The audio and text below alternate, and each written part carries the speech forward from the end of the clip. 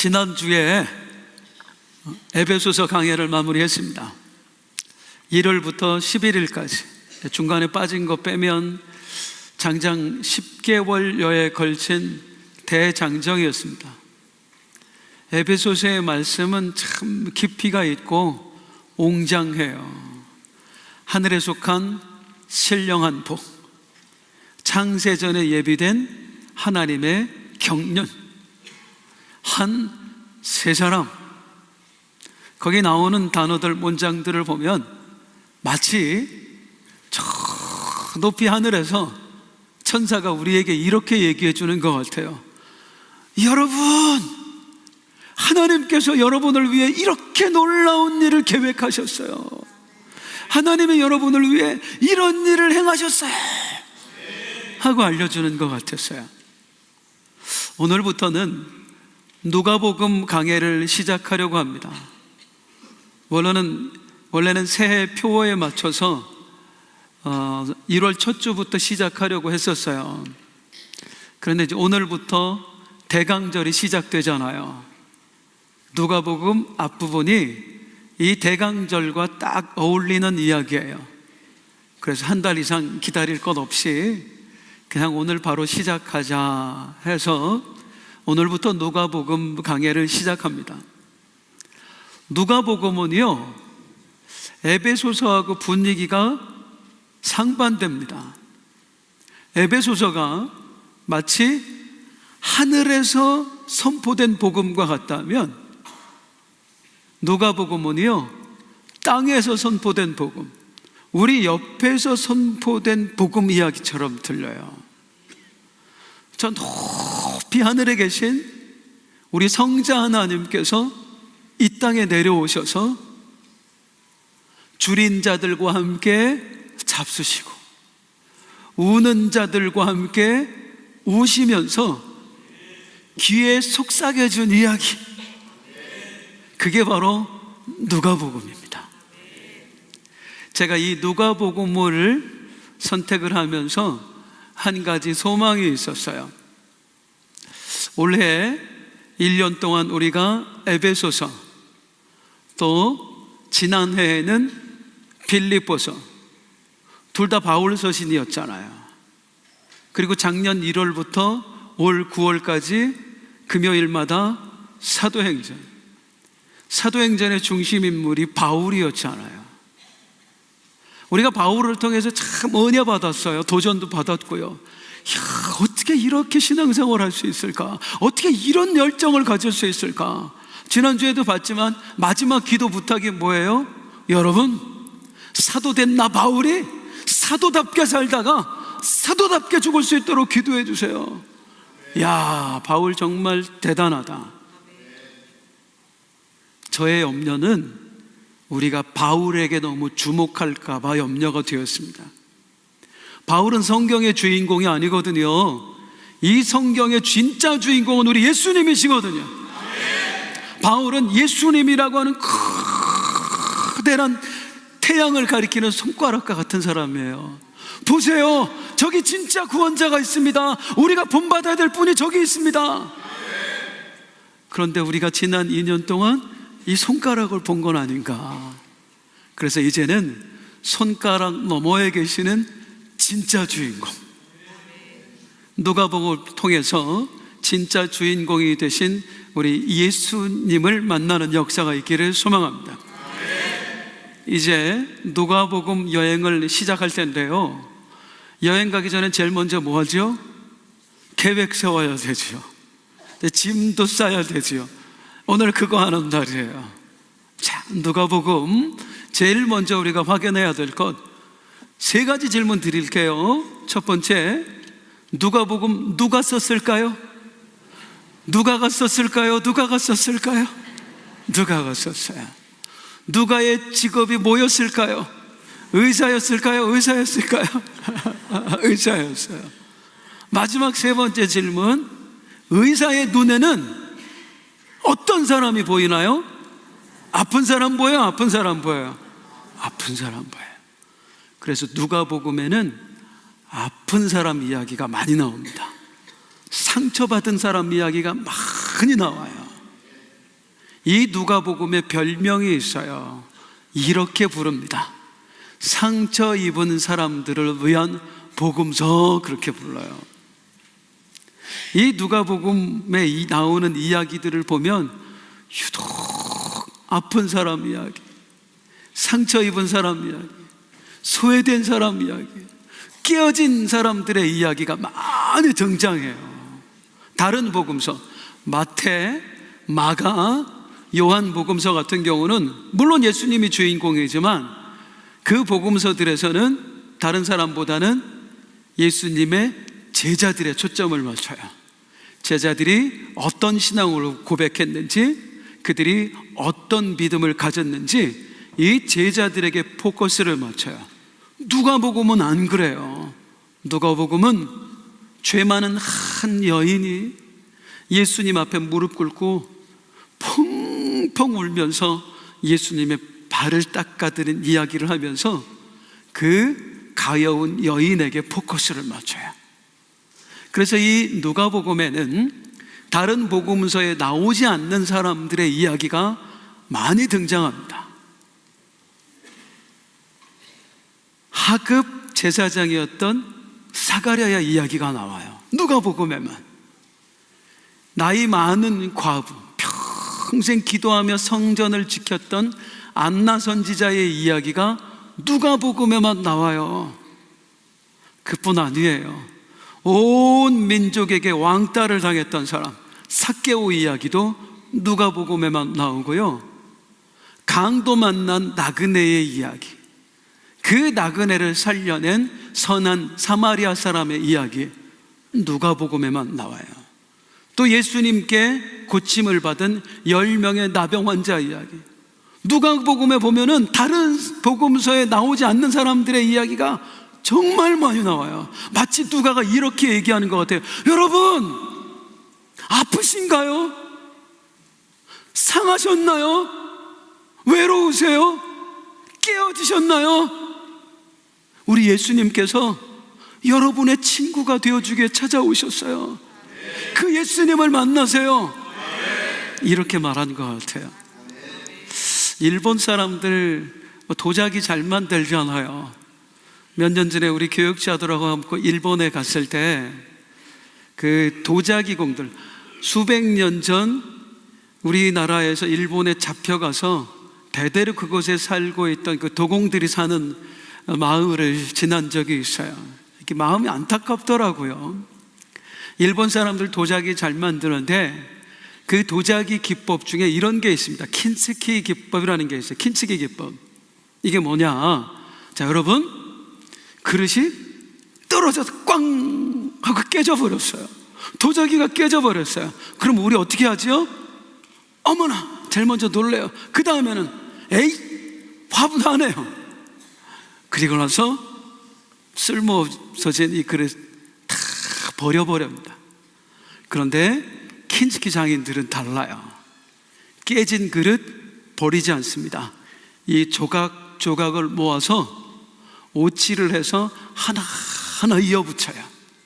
그리고 이어붙여 놓으면 그 사이에 금이 간 게 있잖아요. 균열 있는 부분, 이 균열이 있는 부분에 황금가루를 입힙니다.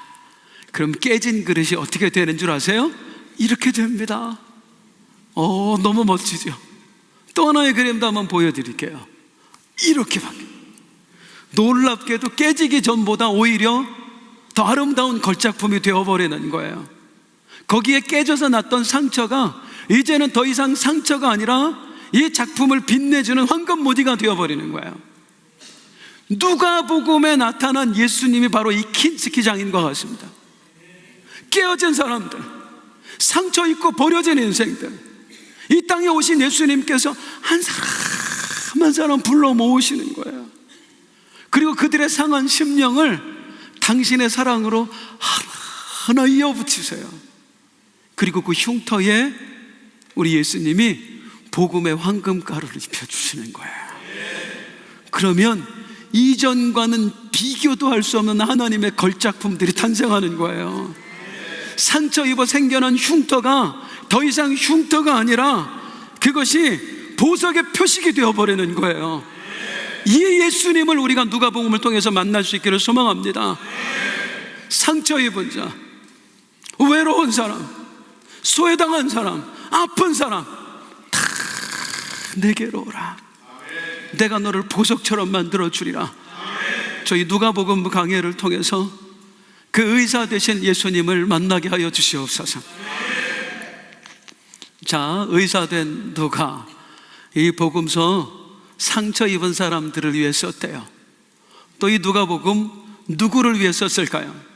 누가복음에는요, 이 책이 누구를 위해 쓰여져 있는지 분명하게 적시해놨습니다. 3절 같이 읽겠습니다. 시작. 그 모든 일을 근원부터 자세히 미루어 살핀 나 데오빌로 각하에게 차례대로 써 보내는 것이 좋은 줄 알았. 따라하겠습니다. 데오빌로 각하에게. 누가복음은 데오빌로라고 하는 로마 관리, 그 한 사람을 위해서 쓰여진 책입니다. 데오빌로. 분명히 데오빌로라는 사람을 위해서 쓰여졌는데요, 참 기가 막힙니다. 이 이름에 참 깊은 뜻이 담겨 있어요. 데오빌로는 헬라어로 보면 두 개의 단어가 합쳐진 말이에요. 데오스와 필로스가 합쳐서 데오빌로가 된 겁니다. 데오스의 뜻은 하나님, 필로스의 뜻은 사랑하는 자. 하나님과 사랑하는 자 합치면 뭐예요? 하나님을 사랑하는 자. 그게 데오빌로 이름의 뜻이에요. 사랑하는 성도님들, 하나님 사랑하시나요? 다시 묻겠습니다. 하나님 사랑하시나요? 정말로 사랑하시나요? 여러분들이 이 시대의 데오빌로예요. 이 누가복음은 하나님을 사랑하는 여러분들을 위해서 쓰여진 책이에요. 물론 2000년 전에 누가가 2000년 후를 살아갈 우리를 대상으로 쓰진 않았습니다. 그는 분명히 그 시대의 데오빌로라고 하는 한 사람을 위해 쓴 거예요. 그런데 하나님께서 이 누가의 손길을 통해서 누가복음을 쓰게 하시고, 그 누가복음의 이야기가 오랜 역사를 흘러서 이 시대의 데오빌로인 하나님을 사랑하는 우리들에게 이 누가복음을 선물로 안겨주신 것입니다. 그래서 누가복음은 하나님을 사랑하는 우리들에게 주신 하나님의 초청장이에요. 병든 자여 내게 오라, 상한 자여 내게 오라, 아픈 자여 내게 오라. 이 누가복음과 함께 그 예수님께 나아가는 은혜가 있기를 주님의 이름으로 축복합니다. 자, 예수님의 초청장이 그 시대의 데오빌로에, 그리고 또 다른 데오빌로인 우리들에게 도착했습니다. 그런데 여러분, 이 초청장이 저절로 우리에게 왔을까요? 아니에요. 누군가의 피나는 수고와 헌신이 있었어요. 누구의 헌신이 있었을까요? 당연히 누가의 헌신이 있었습니다. 누가는 누가복음 결코 쉽게 쓰지 않았습니다. 이렇게 썼다고 그래요. 자, 오늘 본문 3절 한번 읽어볼게요. 시작. 그 모든 일을 근원부터 자세히 미루어 살핀 나도 데오빌로 각하에게 차례대로 써 보내는 것이 좋은 줄 알아. 어떻게 썼대요? 그 모든 일을 근원부터 자세히 미루어 살펴서 썼대요. 이게 무슨 말이냐? 발로 썼다는 겁니다. 그냥 책상 머리에 앉아서 생각해서 쓴 게 아니라 여기저기 뛰어다니면서 썼다는 거예요. 이 일을 전해준 사람들, 이 이야기를 전해준 사람들 찾아가서 인터뷰하고 각종 자료들을 모으고 그 인터뷰 내용과 이 자료들을 조합을 하고 팩트 체크를 해서 완전한 결과물을 내놓았다, 그 말입니다. 예전에는요, 제가 볼 때 참 이 직업 대단하다 여겼던 직업이 있어요. 기자라는 직업입니다. 그분들 정말 대단해 보였어요.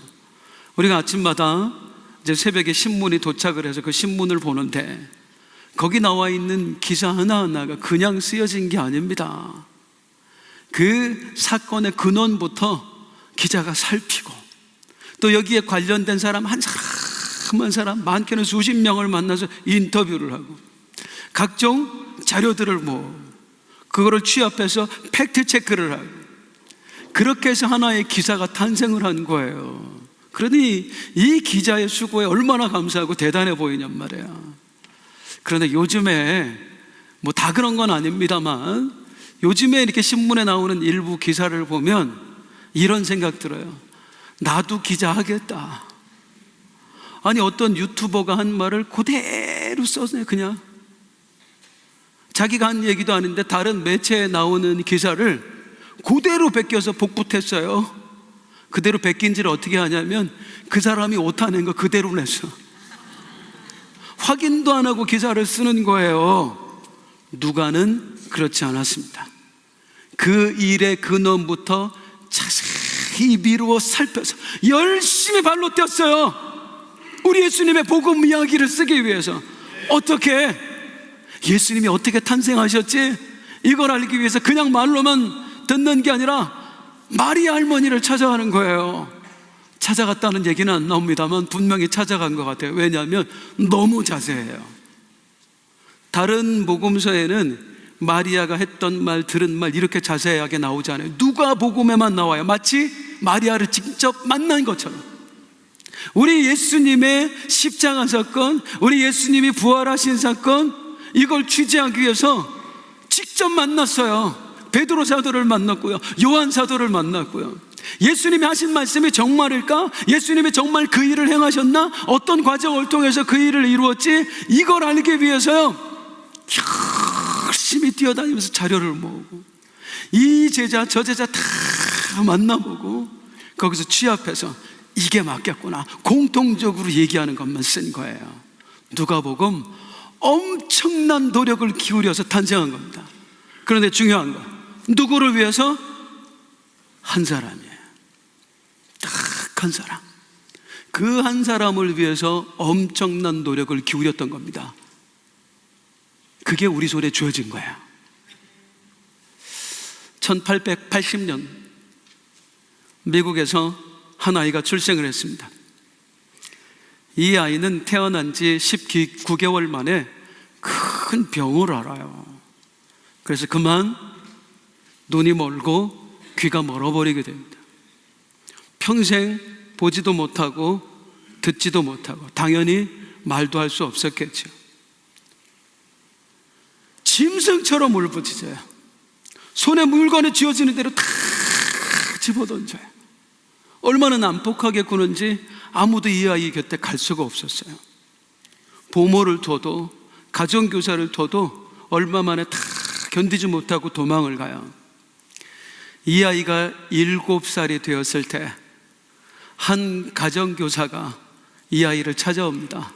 앤 설리번이라고 하는 선생님이었어요. 그 앤 설리번 선생님이 이 난폭한 아이를 사랑으로 품어줘요.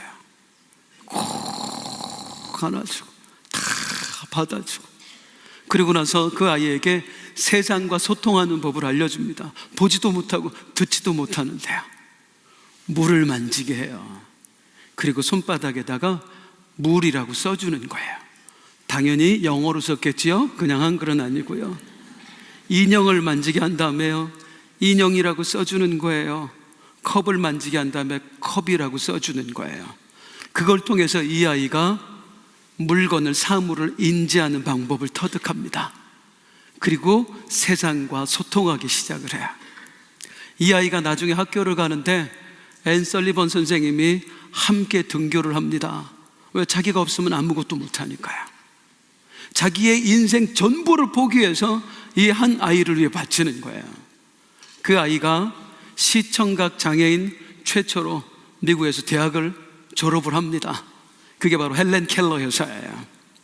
헬렌 켈러 여사, 자기처럼 소외당한 사람들, 장애인들, 또 사회적 약자들, 여인이나 노동자들을 위한 책을 쓰고 캠페인을 벌여요. 그래서 미국의 수많은 제도가 바뀝니다. 이 헬렌 켈러 여사 때문에요.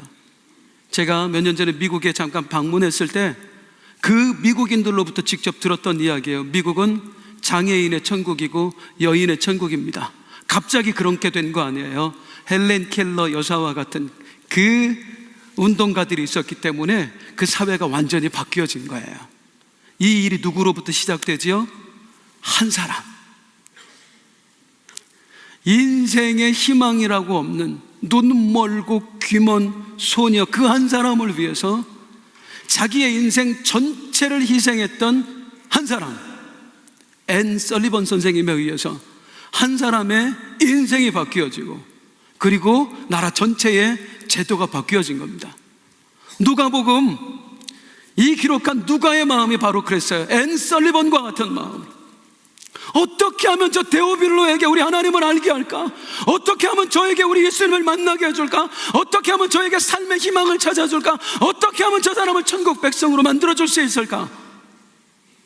이 한 사람을 위한 마음으로 수년 동안 자기의 삶을 포기하고 이 사람 저 사람을 만나서 인터뷰를 하고 예수님 이야기를 모으고 취합하고 팩트 체크를 하고, 그 땀 흘린 결과물이 데오빌로를 변화시켰을 뿐만 아니라 2000년 후를 살아가는 지금 이 시대의 데오빌로들, 우리에게까지 그 하나님의 복음이 전해진 줄로 믿습니다. 저는요, 근본 보화축제에 이 시대의 노가들을 봤어요. 한 영혼 구원합시다, 한 사람 교회 데리고 나옵시다. 쉽지 않잖아요. 그 마음의 문 아무리 두드려도 열리지 않잖아요. 그런데 그 한 영혼을 위해서 자기의 시간을 포기하고 물질을 희생하고 온갖 노력을 기울였습니다. 그리고 마침내 그 한 영혼을 이 예배당에 데리고 오신 분들, 똑같이 노력은 기울였지만 아무도 데리고 오지 못하신 분들, 저는 분명히 믿습니다. 하나님께서는 우리 모두의 수고를 기억하실 줄로 믿습니다. 네가 이 시대에 누가 다 해주실 거예요. 그분들 뿐만 아니라 저는 우리 교회 안에서 많은 누가들을 봐요. 우리 교회학교 교사들 지금 1부, 2부 예배 드리고 지금 다 가서 애쓰고 있거든요. 아이들을 한번 가르쳐 보셨어요? 진짜 예뻐요. 예쁘기만 할까요? 어떤 아이들은 우주 비행사를 만들고 싶어. 야, 네가 살 곳은 여기가 아니라 우주다 하고 보내버리고 싶다. 너무 힘들게 해서. 그런데 그 아이들을 사랑으로 품고 기도해주고 아껴주고, 이 교사들이 이 시대의 누가예요. 목장장입니다. 이게 목장원들 솔직히 좋은 사람만 있는 거 아니죠. 신경질 내고 짜증내고 왜 자꾸 모이냐고 그러냐고 그런 사람들도 있잖아요. 우주를 함께 보내고 싶은 분들이요. 그런 분들을 위해서 자기를 희생하시는 목장장님들, 참 많은 노가들이 있어요. 저는 그 중에서도 우리 교회 많은 헌신자들이 감사합니다만은 정말 이분들한테는 제가 감사한 마음을 가지고 있습니다. 바로 지역장님들이에요. 우리 교회는 신방전도사를 따로 두지 않습니다. 재정이 부족해서가 아니에요. 얼마든지 둘 수 있는 능력이 있어요. 그런데 왜 신방전도사를 채용하지 않느냐면 누구를 데려다 놔도 우리 지역장님들만큼 못해요. 그 정도로 한 영혼을 사랑하고 그를 위해서 희생하고 아끼고 기도해주고 이런 분들이 없는 거예요. 지역장님들의 그 수고를 보면 신방하고 만나고 기도하고 이런 것도 힘들지만 장례식 솔직히 힘듭니다. 거기까지 가야 되잖아요. 교구에 이제 인원이 워낙 많다 보니까 웬만한 교구 보면 아무리 못해도 장례가 한 달에 2-3건은 일어나요. 많게는 7, 8건, 정말 많을 때는 10건 가까이 이런 장례 나는 것도 봤어요. 오늘은 목포, 내일은 부산, 모레는 전주, 대전. 일상생활이 되겠느냐고요. 가정주부가, 가족들이 얼마나 힘들어요. 그런데 그걸 해요. 한 영혼을 위해서요. 이 시대에 누가 드린 거예요. 누가는 한 사람을 위해서 자신을 희생했습니다. 데오빌로라고 하는 한 사람에게 예수 그리스도를 전해주기 위해서, 그를 치유하기 위해서, 그를 천국 백성 만들기 위해서 자기 자신을 희생했습니다. 그 복음이 오늘 우리 손에 쥐어진 거예요. 자, 다음으로 제가 이 누가복음이 우리 손에 쥐어지기까지 수고했던 또 다른 사람들을 좀 소개해 드리려고 합니다. 사실 누가는 예수님의 제자가 아니에요. 예수님을 직접 본 적이 없다 그 말이에요. 아니, 예수님을 직접 본 적도 없는 사람이 어떻게 예수님의 이야기를 쓰지요? 아까 말씀드린 것처럼 발로 뛴 거예요. 누군가를 만나서 자료를 얻고요, 누군가를 만나서 인터뷰를 하면서 예수님의 이야기를 듣고 그래서 쓴 게 누가복음이라니까요. 그렇다는 얘기는 이 누가복음이 우리 손에 쥐어지기까지 누가에게 자료를 제공해 준 사람, 누가에게 예수님의 이야기를 해준 사람, 그들이 있었기 때문에 이 누가복음이 우리 손에 쥐어졌다는 거 아닙니까? 그들이 누구입니까? 2절에 나옵니다. 시작! 처음부터 목격자와 말씀에 일꾼된 자들이 전하여 준 그들. 따라할게요. 처음부터 목격자, 말씀에 일꾼된 자. 누구 말할까요? 당연히 예수님의 제자들 말합니다. 다들 오해하시는 게 많이들 예수님의 제자 몇 명이에요? 12명? 무지하게 많습니다. 예수님의 제자는 엄청 많아요. 70명 제자 파송하고 막 그러시잖아요. 몇백 명이 예수님 따라다녔어요. 그 중에서 사도만 12명, 10번이에요. 하여튼 이 많은 제자들, 그 중에 특별히 12명. 이 사람들은 예수님의 공생에 일어난 사건을 다 목격한 사람들이에요. 우리 예수님이 어떤 말씀을 하셨고, 예수님이 어떤 기적을 행하셨는지, 누구를 치유해 주셨는지, 누구를 살려내셨는지, 우리 예수님이 어떻게 십자가에 못 박혀 죽었는지, 어떻게 다시 살아나셨는지, 그리고 하늘로 올라가셨는지를 다 눈으로 본 사람들이에요. 이걸 뜻하는 말이 처음부터 목격한 자들, 예수님이 어떤 일을 행하셨는지 다 본 사람들. 그런데 오늘 본문에 보세요. 처음부터 목격자로 끝내지 않고 그 뒤에 하나가 더 붙죠. 말씀에 일꾼된 자들. 이게 뭘 뜻합니까? 아, 우리 예수님이 이런 분이구나, 예수님이 저런 일을 행하시다니, 우와, 다시 살아나셨어. 본 걸로 그친 게 아니라 내가 본 그것을 누군가에게 전해주는 사람이 되었다는 겁니다. 오직 성령이 너희에게 임하시면 너희가 권능을 받고 예루살렘과 온 유대와 사마리아와 땅끝까지 이르러 내 증인이 되리라. 그 말씀 붙들고 땅끝까지 주의 복음 전하러 다닌 사람들, 이게 말씀의 일꾼된 자들이라는 뜻이에요. 다시 말하면 복음의 일꾼된 자들, 그런 뜻이기도 해요. 그런데 말씀의 일꾼된 자들, 여기에 쓰여 있는 그 일꾼이라는 단어가 정말 의미심장합니다. 누가는요, 단어 선택도 함부로 하지 않아요. 아주 의미심장하게 의미를 담아요. 거기다가 여기 일꾼에 쓰여 있는 헬라어 언어가 뭐냐면 휘페레테스예요. 휘페레스가 무슨 뜻이게요? 몰라야 설교할 맛이 납니다. 제가 너무 따박따박 대답하면은 김새요. 제가 휘페레테스가 뭐냐면은요, 혹시 옛날 영화인데 벤허 보셨어요? 안 보신 분들 제발 보세요. 영화도 좀 보시고 그래야 돼요. 성경만 보니까 우리가 이 모양입니다. 이 벤허를 보면 기억나는 장면들이죠. 전차 경주하는 거 얼마나 멋집니까? 이 시대에도 그런 거 만들어내기 힘들어요. 그런데 벤허에 아주 유명한 장면이 있죠. 바로 이 장면입니다. 주인공 벤허가 노예산에 잡혀서 노예가 됩니다. 그리고 배 밑창에서 착고에 채인 채로 쉬지도 못하고 노를 젓는 장면이 나와요. 다른 노예들과 함께. 이게 휘페레테스예요. 배 밑창에 갇혀서 노를 젓는 노예들, 이게 휘페레테스예요. 자, 누가가 예수님의 제자들을 뭐라고 표현했느냐면 그들이 휘페레테스가 되었습니다. 말씀의 목격자인 그들이 말씀의 노예가 되었습니다. 왜?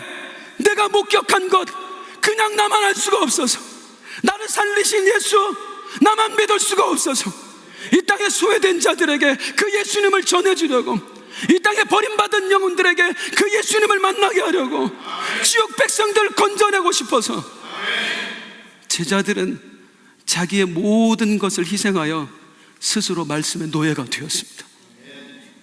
그리고 다른 곳 바라보지도 않고 어느 곳에도 가지 않고 오직 예수님이 머물라 하신 그 자리에서 열심히 쉬지 않고 복음의 노를 저었던 사람들입니다. 이걸 통해서 누가가 뭘 말하겠어요? 여러분, 제가 이 누가복음이라는 책을 어떻게 썼는 줄 아십니까? 말씀의 목격자들이 스스로 그 말씀의 노예가 돼서 자기들을 희생해서 아무것도 바라지 않고 오직 이 말씀을 전하는 일에만 희생해서 살았기 때문에 그 말씀이 저에게 전해진 것입니다. 그들이 휘페레테스가 되어줬기 때문에. 그래서 저도 그들에게 감명받아 도전받아 나도 휘페레테스가 되어보자 하는 심정으로 여기저기 발로 뛰어다녔습니다. 자료를 수집했고 수많은 사람들을 만났고 나의 시간을 예수님께 드렸습니다. 그래서 내가 휘페레테스가 되어 쓰여진 이 책을 여러분께 선물로 드리니, 여러분, 데오빌로야, 이 책을 통해서 주님을 만나시고 여러분의 상한 심령을 치유받으시고 이제 여러분도 이 시대의 휘페레테스가 되어 주십시오. 그게 이 구절에 담긴 의미예요. 성도님들은 바다가 좋으세요? 강이 좋으세요? 저는 강이 좋아요. 바다는 휑해. 강은 그래도 강이 있고 뒤에 산도 있고 그래서 아늑한 느낌이 들어서 강이 좋아요. 제가 강을 더 좋아하는 이유는 강이 흐르기 때문입니다. 이 강이 이렇게 흘러가는 모습을 보면 제 마음이 평안해져요. 강물은요, 가만히 놔둬도 알아서 흘러요. 그런데 복음의 강물은 절대로 알아서 흐르는 법이 없습니다. 누군가 노를 저어야 돼요. 이 복음이라는 배가 움직일 수 있도록 자신을 희생하는 사람이 있어야 돼요.